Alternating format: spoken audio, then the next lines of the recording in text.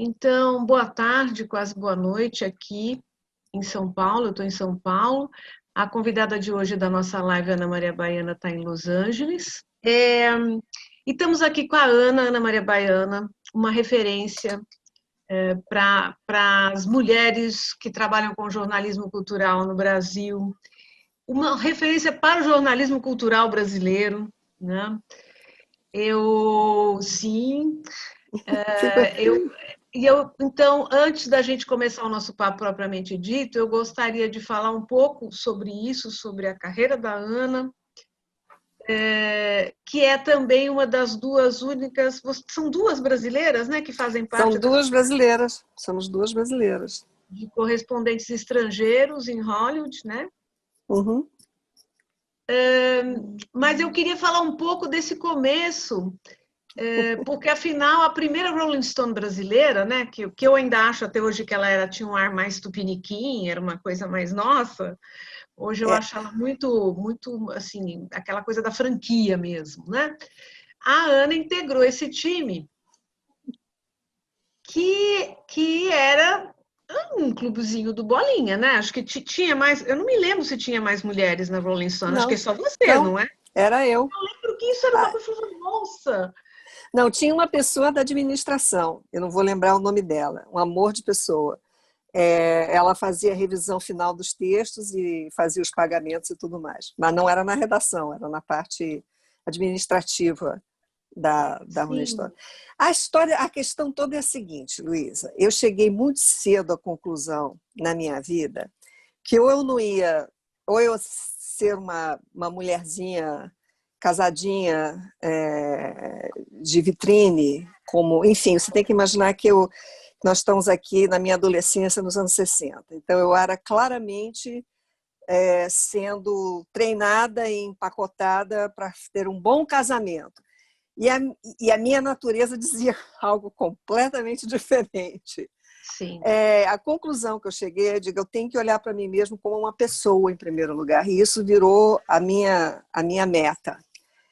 Eu sou uma mulher, tenho grande orgulho disso, mas eu vou entrar nesse mundo que é de todos. Esse mundo não pode ser só dos homens, porque eu sou uma pessoa, eu sei o que eu estou fazendo, e se eles olharem para mim e virem só a mulherzinha, eu estou aqui disposta a provar que eu sou uma profissional que serve para os seus meios. E não bote a mão em mim, por favor. Essa aí eu aprendi muito rapidamente. Sim, sim. Que é uma lei. Que é Então uma você tá. lei. E eu basicamente, a minha entrada na Rolling Stone foi exatamente essa.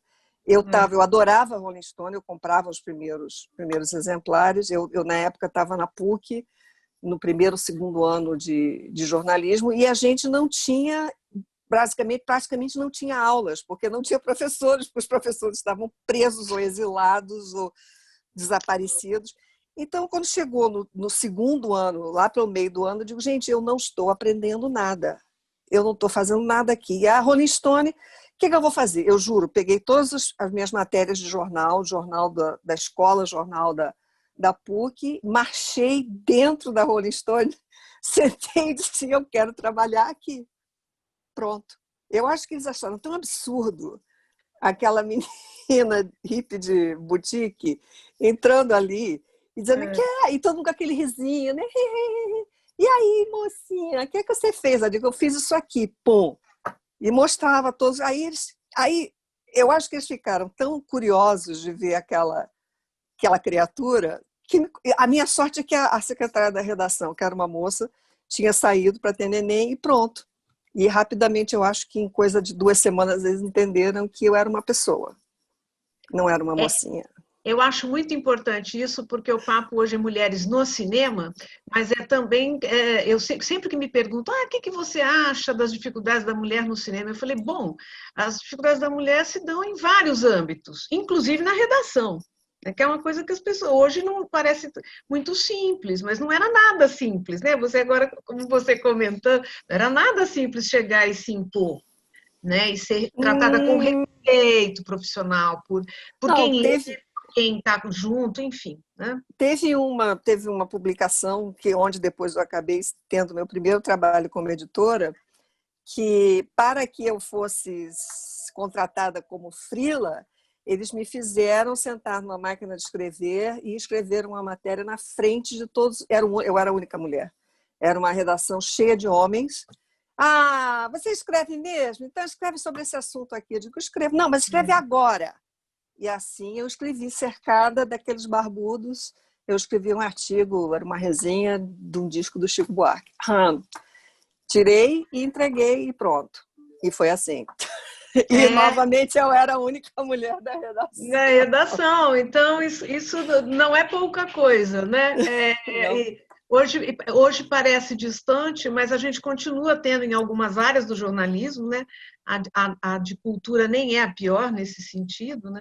Mas é também, né? Claro, porque existe, né? Uma coisa é você fazer reportagem, outra coisa é você fazer uma crítica, não é?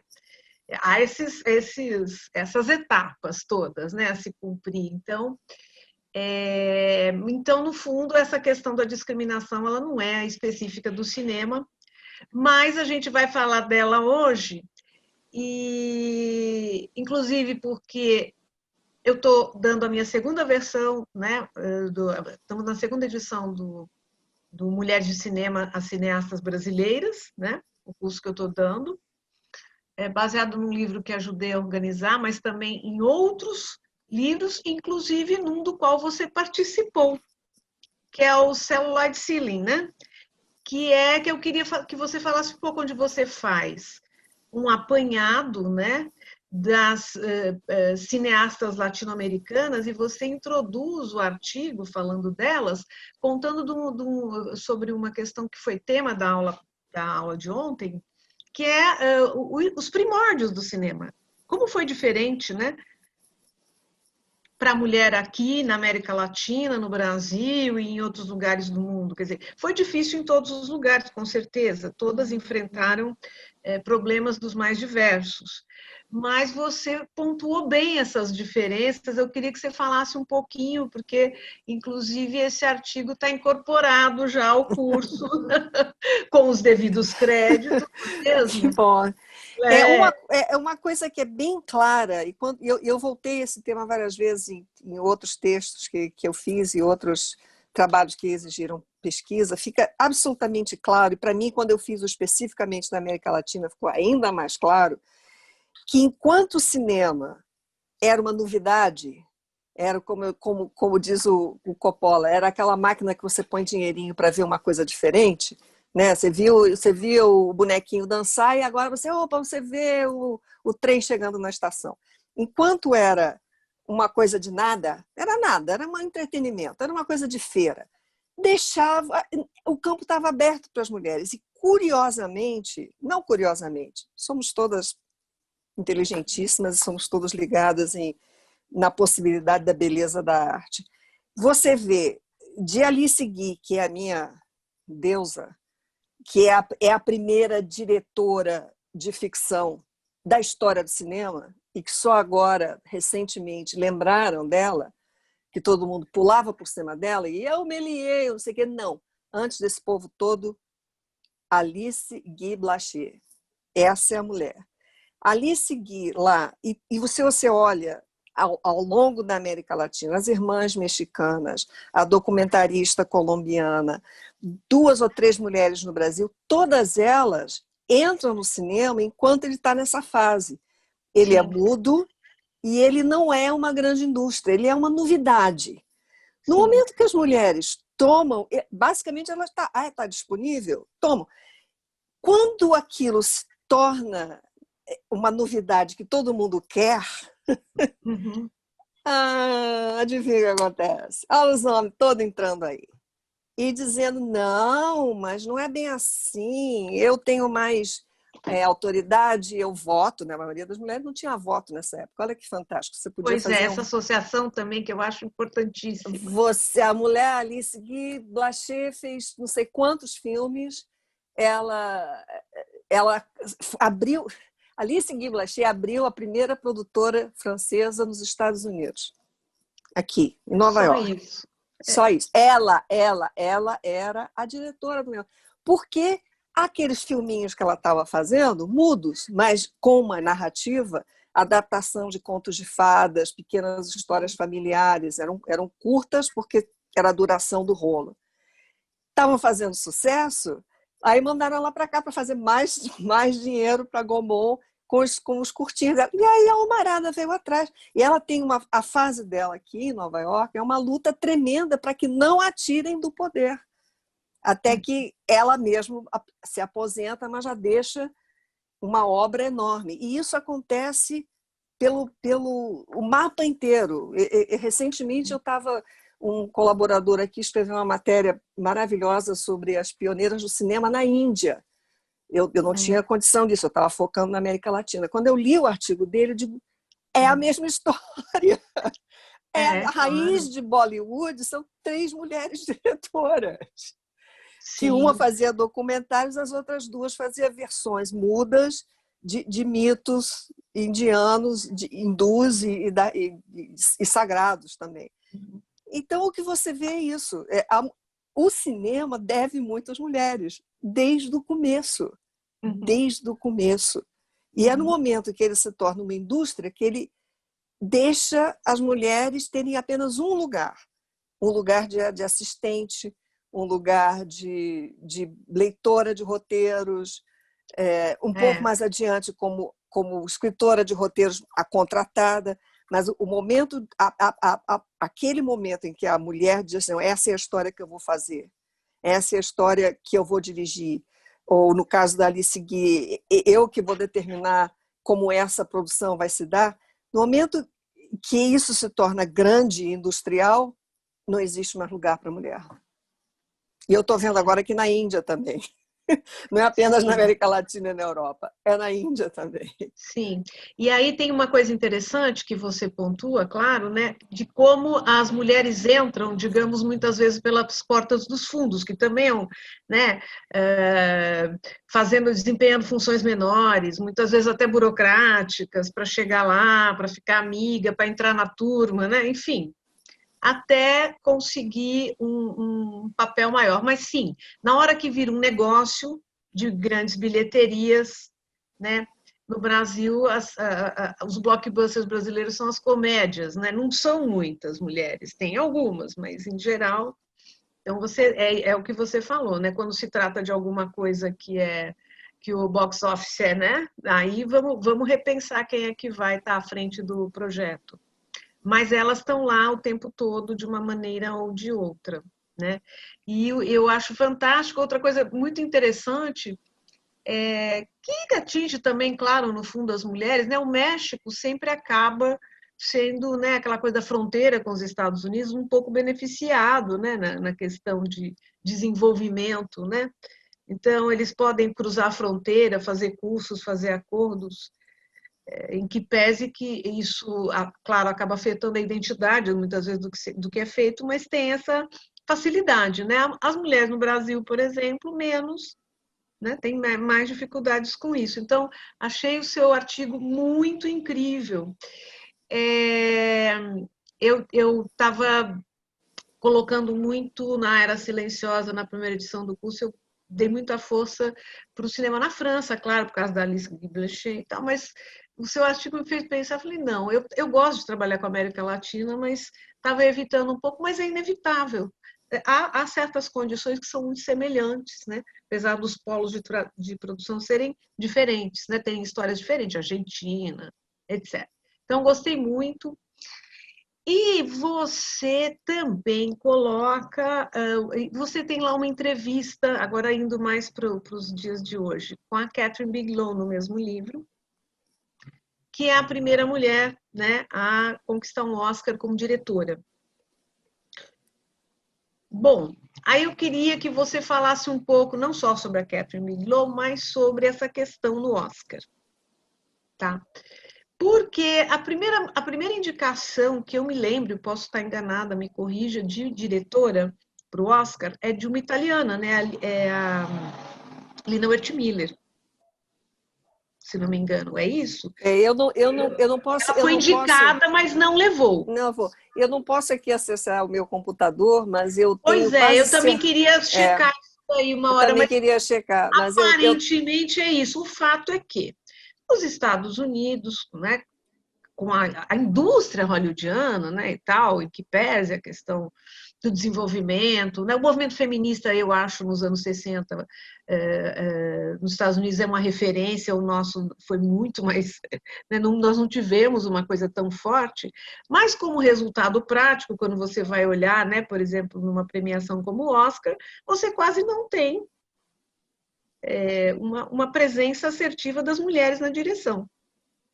sendo indicadas, não é? Sim. E eu acho, não tenho certeza, que a Liliane Wurtmiller é a primeira mulher a ser indicada, e nem é de lá, quer dizer, é uma italiana, tal, no momento, enfim. Acho que foi o Pascalino Sete Belezas. Não, que ela foi É indicada com possível. certeza, Eu mas, não tenho, eu estou aqui mas, tentando, mas é, eu não mas, estou. mas que ela seja a primeira, eu agora, eu precisaria até um pouco checar isso, mas é isso. Então, me fala um pouco sobre essa questão da mulher no Oscar.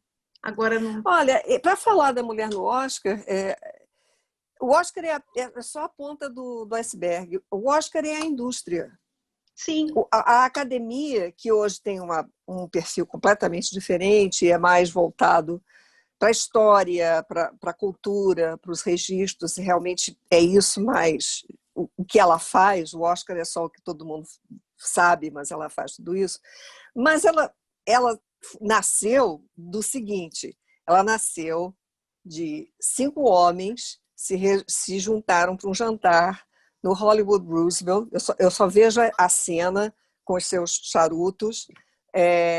Os 5 homens eram os donos, chefes, fundadores dos primeiros grandes estúdios, MGM, Universal, Warner, Paramount, esse povo todo aí.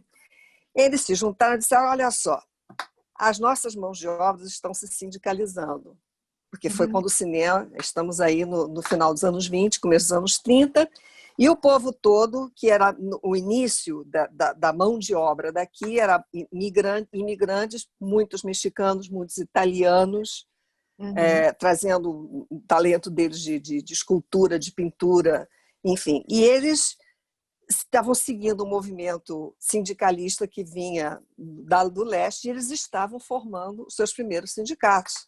Hoje, aliás, todo mundo é sindicalizado. E os donos dos estúdios ficaram assim: olha só, esse negócio não vai dar certo. Se eles estão fazendo, vamos criar um sindicato patronal. A academia nasceu como sindicato patronal dos donos dos estúdios. Pois é. Tá? Pois é. Porque eles queriam ter uma força tal que eles pudessem diminuir, enfrentar os sindicatos. E não era nem os sindicatos dos diretores, não, eu estou falando dos sindicatos dos pedreiros, dos carpinteiros, Sim. dos motoristas, que ainda é o sindicato mais forte, da mão de obra, que o dia que eles pararem não tem, pode ter um gênio e não vai ter filme, porque não vai ter ninguém para montar os cenários, para pôr a luz, enfim. Então ele nasceu como sindicato patronal. Nós vamos fazer isso aqui para fazer lobby lá com a Casa Branca, que nós somos figurões, né? Vamos fazer lobby. E 6 meses depois, tinha uma mulher, aliás, mas depois entrou uma mulher nessa história, que uma atriz famosérrima, que eu nesse momento não estou de novo lembrando o nome dela, mas eu deveria lembrar. E foi ela, e eu vou tentar aqui descobrir aqui como, que tá no... E aqui eu não estou com acesso aqui no meu teclado. Mas, enfim... Daqui a pouquinho a gente chega lá, vamos lá. Mas ela estava representando a United Artists, que era a primeira independente que, enfim... Não é a Mary, não é a própria Mary. Era ela mesma, Mary Pickford. Mary Pickford. Era canadense, né? Isso, Mary Pickford e o Charlie Chaplin, que eram os donos da United Airlines. Ela virou, na verdade, para o Warner, os irmãos Warner, que era um Warner representante, mas eram os irmãos todos. Ela falou assim: olha só, isso é tudo muito bonito, mas vamos também dar uns prêmios? Por quê? Claro. Porque é uma coisa mais popular, né? Uma coisa mais... Vão gostar mais da gente. A gente faz uma festinha e dá uns prêmios aí. E assim nasceu o Oscar. Então, se você pensa que essa é a raiz dessa história, o Oscar não é uma nave que vem do nada e que dá prêmios. ela é a própria indústria batendo palmas para si mesma, dando palminha nas costas. E se você olhar a composição da academia, porque aí a academia vai crescendo, ela vai se tornando uma outra coisa, e já final dos anos, 10 anos depois, o perfil dela já não é mais de sindicato patronal, mas é de uma academia mesmo, interessada no desenvolvimento técnico, interessada no cinema estrangeiro, enfim, já tinha um aporte, mas ao mesmo tempo as raízes lá estavam nessa indústria, numa indústria em que as mulheres ou eram secretárias ou, na melhor das hipóteses, eram roteiristas contratadas. A história das roteiristas contratadas é uma história que eu adoraria fazer um livro, porque a todo momento eu estou escrevendo sobre um filme e eu tropeço num grande filme assinado por uma mulher, da década de 30, 40, começo de 50. E elas são quase que absolutamente anônimas, porque a coisa funciona da seguinte maneira: na época, hoje em dia tudo mudou, mas naquela época o chefão lá lia um livro, eu leio o livro, que interessantíssimo, chama uma das moças aí do scriptwriting, vem você aí, bonitinho, aqui, escreve um roteiro para mim baseado nesse filme, e saía, a coisa era assim. Ou então vinha o diretor lá, um diretor famoso, vinha o Howard Hawks, eu quero que você faça um filme. Vamos pegar um filme aqui, é uma moça que escreve aqui uma coisa no Howard Hawks. A moça que escreve, como se fosse uma secretária, né? Exatamente. É uma coisa de sempre. Exatamente. E é uma multidão. Existe uma foto que um dia eu achei, pesquisando uma coisa completamente diferente, que eu parei e fiquei arrepiada, como eu estou arrepiada de novo. Era a sala de roteiristas da Paramount. Como assim? Era uma sala? É como aquela da NASA, do filme da NASA? Era uma sala à parte, assim? Era só de mulheres? Só de mulheres não, mas 90% era mulher. Que incrível. É uma coisa incrível. Era uma das fotos que a Paramount é um dos poucos, é um dos primeiros slots, se não o primeiro. Eu acho que o MGM fica logo depois, e Sony que tomou conta agora, mas a Paramount está como era na era de ouro de Hollywood. Então eu ia muito antes da pandemia. Então é um estúdio que você entra, parece que você está entrando no túnel do tempo. A arquitetura é a mesma, os enfeites é a mesma. Então os estúdios em si, ao lado de fora dos estúdios, é exatamente como era nos anos 30 ou 40. Se você vê, outro dia eu estava revendo o Crepúsculo dos Deuses, aquela Paramount do Crepúsculo dos Deuses é igualzinha hoje. Você vai lá, é igualzinha. Então, eu procurando da Paramount, de repente vinha The Writer's Room. Aí o Writer's Room parece uma redação de jornal. É um bangalô inteiro, uma sala só, e aquele mulherio todo com máquina de escrever. As roteiristas da Paramount. Interessante. Isso também demonstra o valor que se dava, né, ao texto. Exatamente. Totalmente o contrário do primeiro cinema, né? Que o cara era autor, né? O autor do livro. Não, e na verdade até hoje é assim, o sistema industrial ele prevê isso, ele prevê que haja uma produção de texto. De alguma maneira tem que haver uma produção de texto em algum lugar. E durante muito tempo, quando os atores estavam...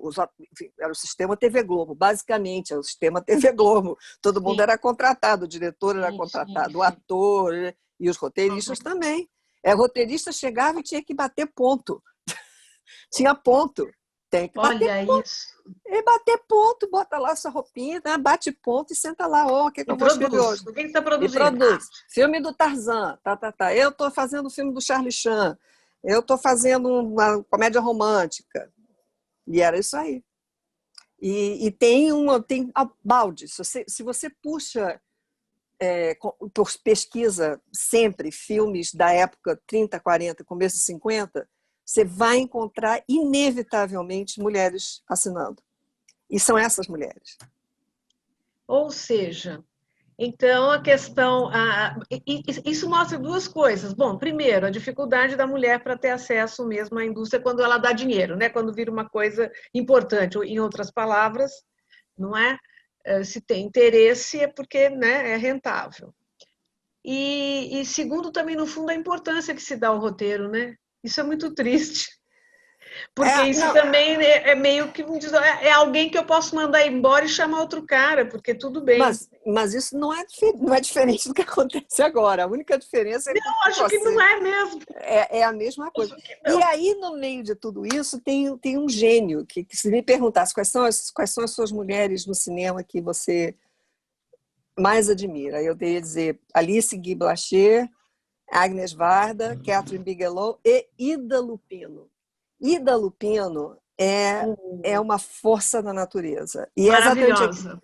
e essa aquilo que você falava. Ela era uma atriz, ela queria ser diretora, não deu certo, por razões que a gente até já conversou Dá para aqui sobre o imaginar. que é. Mas aí ela virou uma grande atriz, Sim. que dava muito dinheiro. Aí ela virou para o chefe do estúdio, agora tá, para você renovar o meu contrato, você vai ter que botar no meu contrato assim, que eu posso dirigir 3 filmes durante a duração desse contrato. E você vai custear o filme, e eu vou escolher o roteiro, eu vou trabalhar o roteiro. Tá? E o cara, sim, senhora. Por quê? Porque ela tinha virado uma fonte de dinheiro. E aí temos a Ida Lupino, a diretora, que é uma coisa que até hoje acelera meu coração, porque, obviamente, é um enorme talento. Eu revi outro dia da Hitchhiker e eu aplaudi o tempo todo. 20 filmes de Tarantino estão lá dentro. E é uma referência. Aliás, acho que é a única referência que os pesquisadores, inclusive dos Estados Unidos, fazem sobre a mulher no noir, né? É a Ida Lupino. É a Ida Lupino. Ela é Hitchhiker, fera. até com Bígamo, porque na verdade o noir não é só um policial, né? E o Bígamo é genial, porque ela não. Sim. Eu estava outro dia mesmo editando um texto sobre o Bígamo. Ela não faz uma pregação moral, ela não faz um drama, ela é uma realidade, é uma novela vague que ela faz ali. Ida Lupino é tudo para mim. Ida Lupino é uma das grandes. E ela, enfim, ela abre o caminho e segura. O difícil são as etapas seguintes. Aí vem Catherine Bigelow, que não é atriz, que é a diferença aí é que ela vem como diretora, ela vem já como diretora. E não é fácil. Fala então um pouco mais dessa questão da Catherine Bigelow, agora chegando para cá. Por que você acha que ela é um diferencial? Primeiro, você já acabou de falar, porque ela já chega como diretora. Ela não precisa de usar de outros subterfúgios, que no fundo até hoje isso continua acontecendo. A Angelina Jolie é atriz e, para e passo, aproveita, né, entre um espaço e outro para desenvolver um trabalho de diretora, no fundo. Né? Não chega, a mulher nunca chega como diretora, né? Não, Engraçado. agora estão chegando. A Tem Greta uma Greta Gerwig, mas Greta Gerwig era atriz. Ela era a musa também é verdade. do Noah Baumbach. E é verdade, isso. Verdade. Mas tem mulher. E eu fico felicíssima, todo ano, daqui a pouco eu tenho a minha maior felicidade. Nós, da associação, temos um programa chamado Residência, em que o Festival de Toronto tem o seu laboratório de novos diretores. Ele seleciona os melhores filmes desses novos diretores, que são curtas, mandam para a gente, e eu tenho o privilégio e a alegria de ser do júri. Então, eu vou ver todos esses curtas que são... você não sabe quem são os diretores, você só sabe a nacionalidade e o tema. Às vezes eu nem leio o tema, eu gosto de ver como é.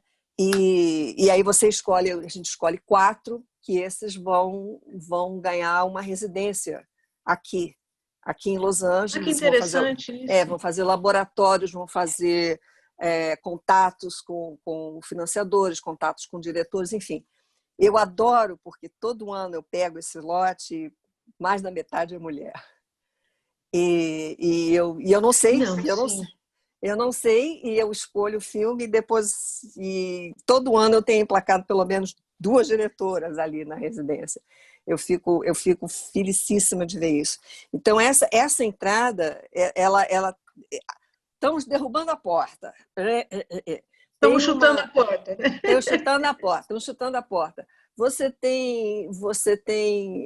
Eu tenho uma nova ídola agora que eu estou seguindo, que eu acho que essa mulher vai ser um fenômeno fantástico, que é a Chloe Zhao. Aí todo mundo, ela vai fazer o Capitão Marvel, coisa que vai fazer um filme da Marvel, vai acabar. Eu digo, não vai acabar nada, ela vai aprender como é que é o outro lado. O outro lado da história, claro. Como é o supermercado do cinema, isso é importante também. Sim. E ela sabe que vai ter limitações, mas essas limitações são importantes. O primeiro filme dela é maravilhoso, o segundo filme dela eu mal posso esperar, vou ver daqui a pouco, algumas semanas depois, e depois ela vai para a Marvel e não vai perder nada, porque o talento dela é o talento dela. E ela tem que passar por isso, ela tem que passar pela fábrica de salsicha também, porque é um treinamento. Então você tem isso. A Catherine Bigelow, ela entra pelo caminho que outros diretores entraram. Ela se formou em cinema, ela começou fazendo curtas e começou publicidade. E, através desses contatos, ela entrou no cinema. E, com certeza, porque eu conheço que ela e nessa entrevista a gente falou muito sobre isso, tem muitos paralelos com a minha entrada no jornalismo. Que ela fazia coisas como, por exemplo, submeter um currículo, um reel dela do currículo breve, ela dizia que ela fazia o currículo breve, fazia um rolo, né, com os anúncios dela, e ela assinava K. Bigelow. Aí todo mundo, nossa, maravilha, vou ligar para o seu agente. Aí ela ligava para o seu agente e aí descobria que K era Catherine. Já tinham gostado. Pois aquela é. coisa, eu sou uma pessoa, me escolha porque eu sou uma pessoa. Não pense em mim de outro modo.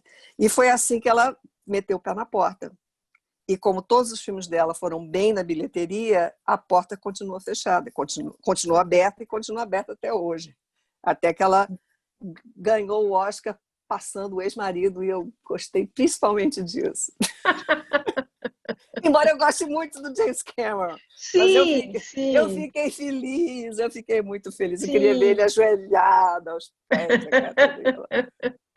Não, mas é claro, porque a gente sabe como é mais difícil mesmo, como é difícil passar no teste, né? E no teste, no caso do mercado, né? E tem essa sensação que eu acho que mulher sempre tem, de que ela está sempre em teste, ela está sempre sendo aprovada. E tem essa coisa que outro dia, né? que outro dia eu falei no Twitter, que é o exemplo perfeito, com todo o barulho que se faz. Aí a academia fala, vamos chamar mais mulheres para ser membros da academia. Nós temos aí o estúdio lá das contas, nós temos um programa só para fazer essa barulheira toda. Na hora, o teste é o seguinte: tem diretor, homem, barbudo, velho, que só tem feito porcaria. Já fez coisa boa, não vou dar nome porque tem mais de um. Fez coisa boa, está passando por uma fase ruim, fez um monte de filme ruim, que não só foi ruim, mas foram bombas na bilheteria. E sabe do que mais? Ele continua recebendo projetos e fazendo projetos. Agora, se uma mulher fizer um filme que morrer na bilheteria, acabou. Então, isso é uma das maiores hipocrisias que existe no mercado para mim. Sim. Isso é feroz, porque os estúdios fazem essa barulheira toda, e aí você diz, peraí, e o filme de fulano? Mas o filme foi uma porcaria. Mas o cicrano fez essa porcaria, e você está dando um filme para ele fazer. Como é que é isso? Todo mundo erra. Sim. Agora, a mulher não pode errar, o que é uma coisa, né, da nossa vida, né? A gente não pode errar. Nunca. A gente se sente muito mais cobrada. Além do que, você tem que ser, né, tem que aquela coisa, você tem que ser uma boa profissional e uma boa mãe, e isso e aquilo, enfim. Tem toda uma prateleira. E isso segue pela vida fora. Quando a gente fica mais velha, a coisa não termina. Tem problema na família, tem inventário para resolver, é a mulher. Ninguém questiona, né? Essa tripla jornada é engraçadíssima. Se você não se cuidar, ela segue. Ela segue, tranquilamente. Um pezinho, não, eu sou tudo isso, mas agora não dá, né? É uma coisa impressionante, é quase que um lugar comum, E na pandemia, então, como você estava falando antes da gente começar a live, né, as tarefas aumentaram para muita Com gente. certeza, com certeza. Mas vamos falar de um outro assunto polêmico que, né, que pega bastante, gosto, que eu queria ouvir muito a sua, como é que você vê o Me Too, o famoso Me Too. Porque ele tem o Me Too, né, a questão midiática, né, do Einstein, como que surge a questão, mas eu acho que também você já tem há um bom tempo, antes do Me Too, um certo movimento, um certo questionamento de posturas, né? A gente tem sentido isso. Até no Brasil, que é onde as coisas são mais complicadas nesse sentido, né? Volta e meia tem problemas, né? Então tem surgido coletivos que questionam certas posturas machistas, autoritárias, uma série de coisas dentro de um set, fora do set, roteiro, né? Já teve briga aqui no Brasil, não é de atriz questionando o papel, enfim, se ela vai. Então, queria que você falasse um pouquinho, mas aí como é que você sente isso aí nos Estados Unidos? Olha, eu acho que é uma coisa boa, porque o nível do abuso que existe, e existe não apenas voltado para as mulheres, mas basicamente voltado a tudo aquilo que é fraco. As É, mulheres, as uhum, crianças, né? Existe esse... É claro, isso não é exclusivo do cinema, mas, enfim, o não, cinema é o que não é. tem uma face pública, digamos assim, porque está constantemente propondo ideias e propondo sentimentos e dialogando com o mundo, basicamente. Então, se você olha, por exemplo, a famosa época de ouro de Hollywood, porque não havia cheque nenhum, eles eram os donos da cidade, as coisas eram terríveis e tenebrosas, e ninguém dizia absolutamente nada. Provavelmente aconteceram crimes gravíssimos que hoje não existe mais traço nenhum. Não existe nem como trazer isso à tona. Então, em princípio, e eu participei do Me Too aqui, foi uma maneira de dizer, olha só, chega, nós não podemos mais tolerar isso, nós não podemos mais tolerar uma cultura que é isso, basicamente, uma cultura na qual, se você é um homem e você tem poder, você pode fazer qualquer coisa. E todos os desejos e as vidas e os limites de pessoas subalternas a você tem que estar à sua disposição. O corpo e a alma dessas pessoas têm que estar à sua disposição. E era isso que acontecia. Era isso que acontecia. E se bobear, ainda acontece. Então, essa vigilância, eu gosto. Eu gosto dessa vigilância, eu acho que é importante. E sim, o que eu temo é que isso se torne vendetta pessoal. Mas é o preço que você paga por enfim, esse desvendar dessa podridão toda, que não vai acabar tão cedo. Mas está lá. Eu tenho uma amiga, agora ela já se aposentou, ela trabalhou quase a vida inteira numa grande cadeia de televisão. E às vezes a gente saía para conversar e ela estava quase à beira das lágrimas. Ela só dizia assim, não, mas ó, fulano, de novo, tudo aquilo, de novo. Que era um caso assim, ela era uma das pessoas da produção. E era isso.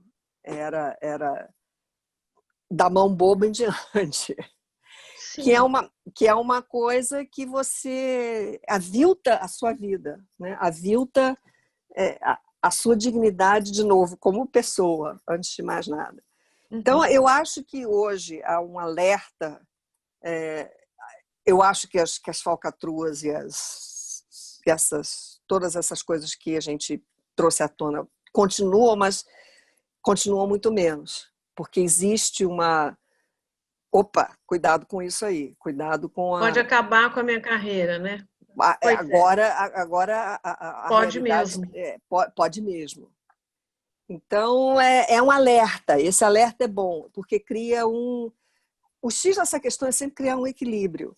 Quando Uhum. o poder é todo de um lado só, enfim, São assim que os grandes tiranos viveram a vida toda, se perpetuaram. Então, o que havia dentro do cinema, e existe dentro de outras indústrias também, mas a gente está falando do cinema. Dentro do cinema, tínhamos muitos Césares.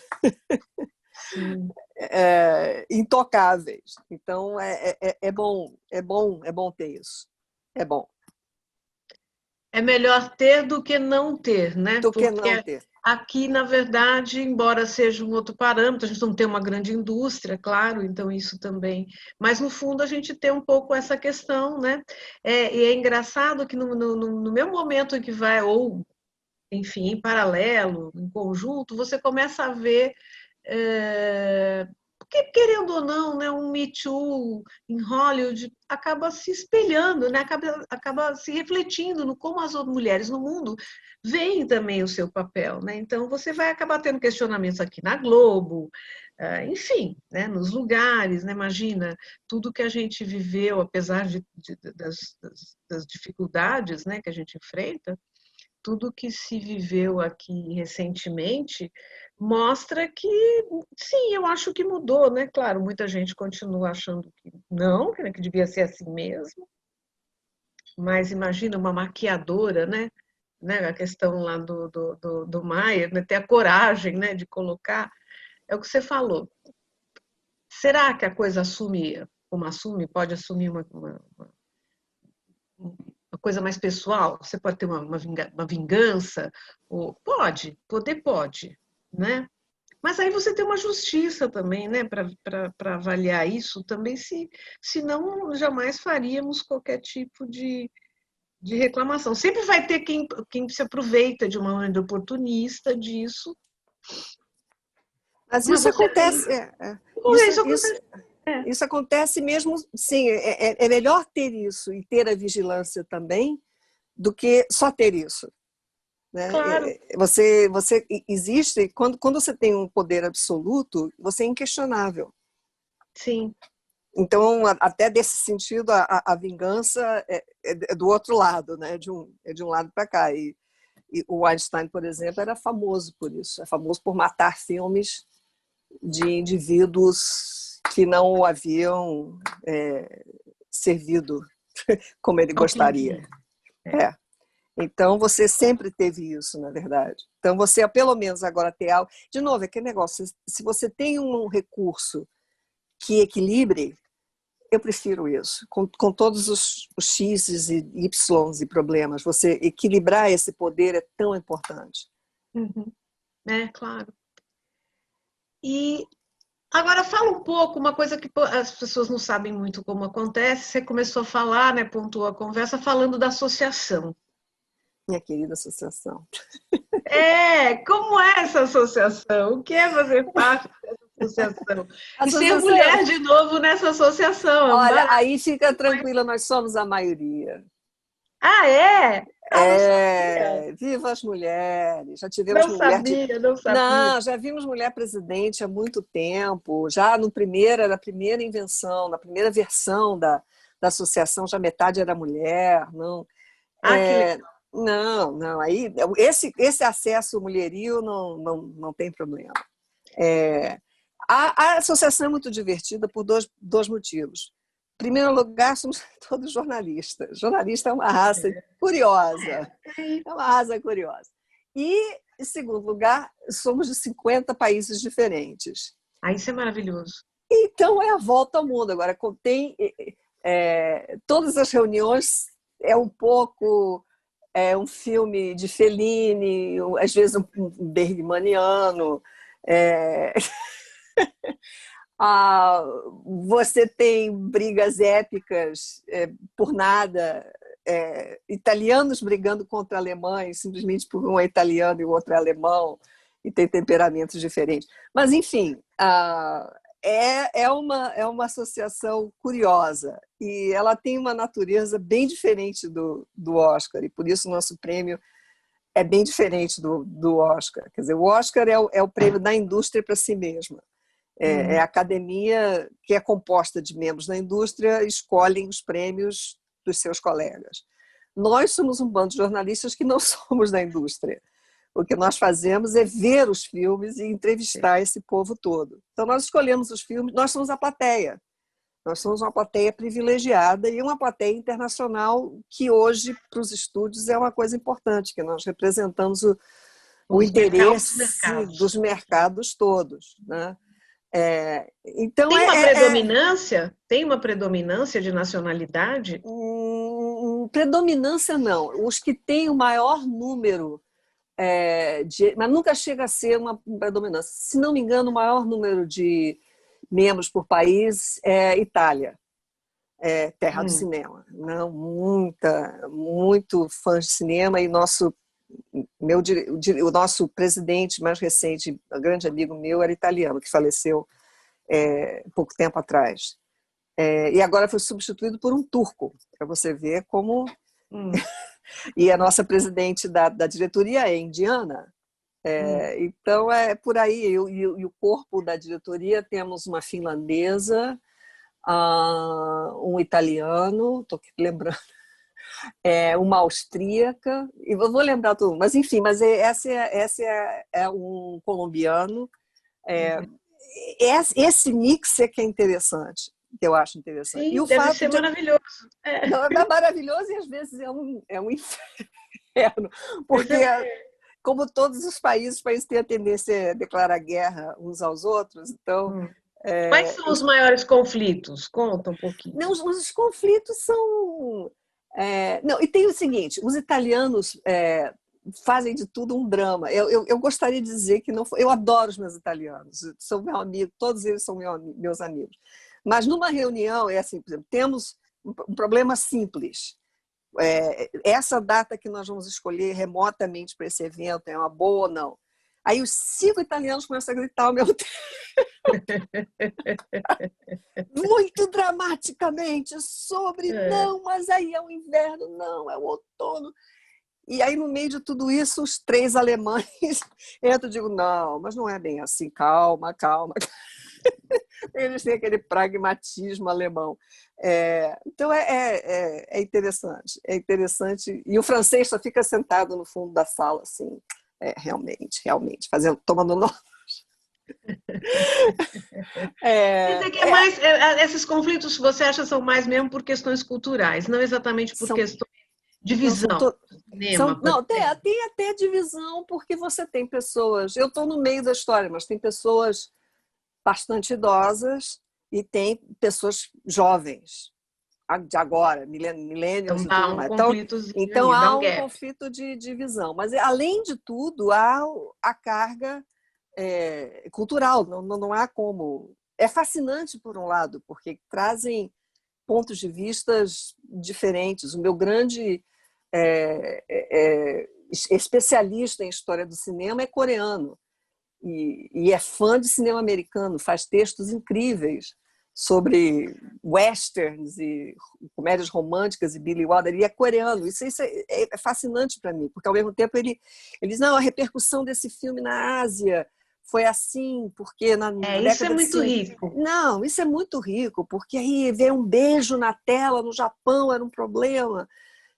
E esses pontos de vista de vários países é uma riqueza. É, sem dúvida alguma, uma riqueza. E dá essa visão, e as pessoas vocês preveem o Oscar? Não, a gente não prevê o Oscar. O que a gente faz é o balaio do Oscar. Porque o povo que vota para o Oscar faz cinema. Se ele faz cinema, ele não tem tempo de ver cinema. Nós, por outro lado, vemos tudo. Então, quando chega a hora H, diz assim, olha só, nós vimos a quantidade de filme que saiu esse ano, e nós achamos, na nossa mente de fãs de cinema de várias nacionalidades, que esses aqui são os mais interessantes, são os melhores. E se você olha, não o que ganha, mas as indicações, você vai bater totalmente. É como se eles tivessem feito a cola das nossas indicações.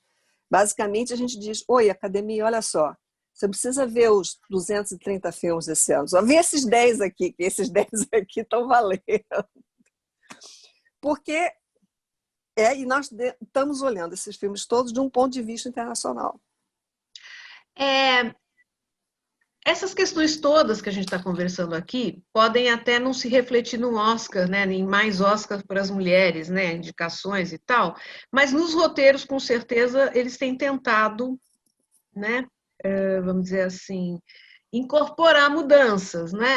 Eu sinto que há uma mudança, né, na questão do tratamento da mulher em cena, há uma busca Há de uma busca e a academia finalmente equilibrou, porque um dos índices que eram negativos para a academia era exatamente era 2/3 de homens e 1/3 de mulheres. Às vezes nem isso, houve momentos em que brancos, né, a questão da raça. nem era. Hoje, o que houve foi uma grande presidente que eles tiveram, a Dawn, que era mulher e negra, e que eles não vamos parar com essa bagunça, vamos começar a procurar outras pessoas diferentes do que nós temos agora, e vamos procurar no mundo todo. Faz-se cinema no mundo todo, então não é possível a gente ignorar quem faz cinema fora dos Estados Unidos. Então ela começou a convidar essas pessoas. Durante 2 anos eu fui, inclusive, recomendando pessoas no Brasil aqui para o comitê que era da América Latina. Então, pessoas, se vocês entraram na academia, lembrem de mim, porque eu recomendei vocês. E, no fundo, a academia e a nossa associação acaba Existe, se entendendo. existe. Nós brigamos oficialmente, mas, na verdade, a gente se entende. Temos uma colaboração aí. Então, a academia mudou. Ela, na verdade, espelha um pouco a diversidade que nós temos, porque nós temos uma diversidade étnica incrível. Claro.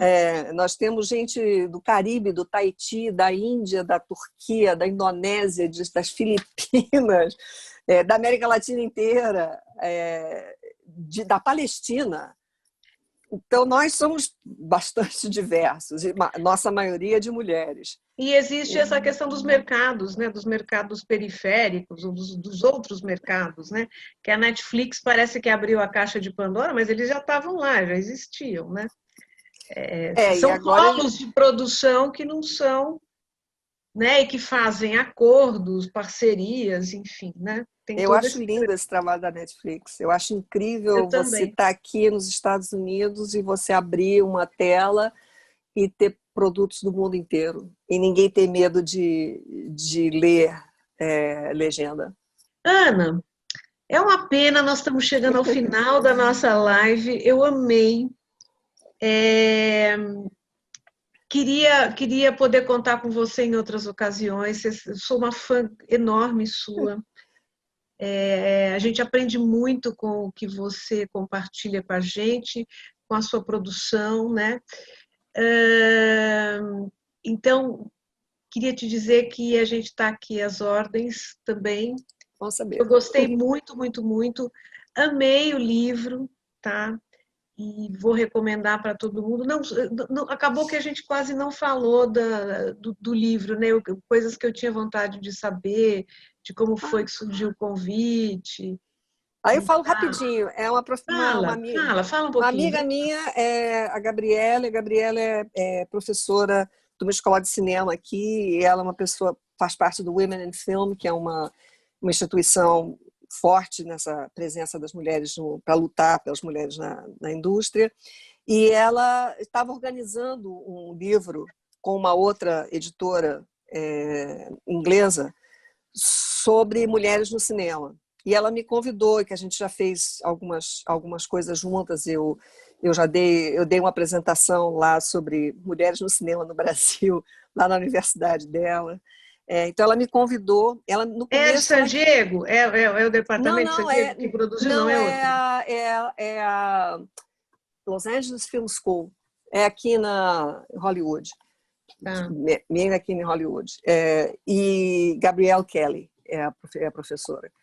E ela, Gabrielle Kelly é uma das organizadoras do livro. Exatamente. E ela, no começo, tinha me pedido só do Brasil.